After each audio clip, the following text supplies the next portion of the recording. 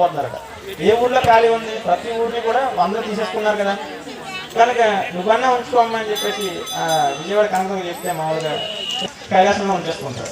ఆ కైలాసంలో ఉంచుకున్నప్పుడు వీళ్ళ మాటలు వినిపిస్తాయి, భూలోకంలో ఉన్న వాళ్ళ మాటలు. మా అబ్బాయిని తీసేసుకుంటున్నావు, వీరభద్రుడిని వీరగణిని నీ దగ్గర పెట్టుకున్నావు, మరి వాళ్ళిద్దరిని దగ్గర పెట్టుకున్నావు, మా పిల్లల్ని నువ్వు తీసుకుంటున్నావు అని చెప్పేసి ఆల్యంలో లేదా యవనంలో గృహస్థాశ్రమంలో ప్రవేశించకుండా ఎవరైతే పిల్లలు ఎవరైతే ఉంటారో వాళ్ళు నా దగ్గరికి వస్తారో వాళ్ళ రూపంలో నువ్వు వాళ్ళ ఇంటికి వెళ్ళిపోయా వీరభద్ర అని చెప్పి జీవించడం చేశారు.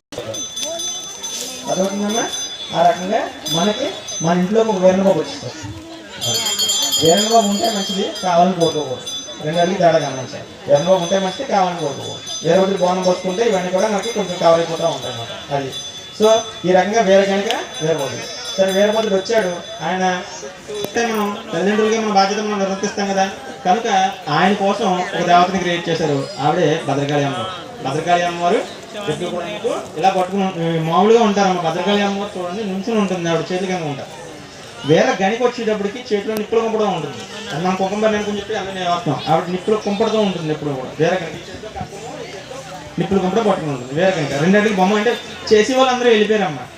ఇప్పుడు బొమ్మలు కూడా అంత ప్రత్యేకంగా పర్టికులర్గా తెలుసుకుని అర్థాన్ని వివరించేటట్టుగా చేసేవాళ్ళు ఎవరు లేరు. చేసేస్తున్నారు అంతే. బోనాలు అంతే, ఈ బొమ్మలు అంతే, పద్ధతులు అంతే. ఇంకా చెప్పేవాళ్ళు ఎవరు అవ్వలేదు. మా తాత ఎప్పుడు నాకు చెప్పేశారు కాబట్టి నేను చెప్పిపోతున్నాను, మర్చిపోయాను చాలా వరకు అది. సో మీకు ఇలా చేతితో నిప్పుల కుండతో ఉండేటటువంటి ఆవిడ, వేరే చేతితో గర్భంతో ఉండేటటువంటి ఆవిడ వేరే గనిక.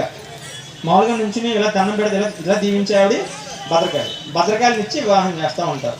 కొంతమంది వీరభద్ర కళ్యాణం కూడా చేస్తూ ఉంటారు. ఎవరికైనా అవకాశం ఉంటే ఎప్పుడైనా తెలిస్తే మాత్రం ఒకసారి చేస్తారు బయట. అది ఆడపిల్లవారు అదే వాళ్ళ బామ్మరుదులు మామగారు వరుస అయ్యే వాళ్ళు అమ్మవారి బొమ్మను కొని తీసుకొచ్చి వీరభద్రుడికి ఇస్తారు. ఇలా ఇవ్వడం వల్ల ఏంటంటే మనకి వాళ్ళ ఇంట్లో కూడా వీరభద్రులు కానీ వీర గణికలు కానీ సిద్ధంగా అది అవ్వకుండా స్వామి ఉండేది ఏంటంటే నా పక్కనే ఉండు అని చెప్పేసి శ్రీశైల క్షేత్రపాలకుని చేసేస్తారు స్వామివారిని. మనం ఈశ్వరుని అది అండి స్వామివారి భూమి మీద వెలిసిన ప్రదేశం. అంటే దేవుడిగా ఒక రూపం ఎక్కడ ఉందంటే మీకు అక్కడ ఉంటారు వీరభద్రుడు. అది ఫస్ట్ ప్లేస్. దాని నుంచి మీకు 8 దిక్కుల్లో 8 వీరభద్రులు ఉంటారు. నాకు బుక్లో చదివి చెప్పగలను, ప్రస్తుతానికి గుర్తుంది. దాని తర్వాత స్వామివారిని ఎక్కువగా వచ్చేటటువంటిది బళ్ళారి కర్ణాటక ప్రకారం. కనుక వీరభద్రుడు వచ్చాడు, భద్రకాళి అమ్మవారు వచ్చారు అంతే. మరి స్వామివారి కూడా పూజలు అనుకుంటున్నారు, దేవుడు అయ్యాడు. మరి స్వామివారు తండ్రి పోలికల్లో పుట్టారు అంటున్నారు, అంటే ఇవన్నీ కూడా ఉన్నాయి కదా.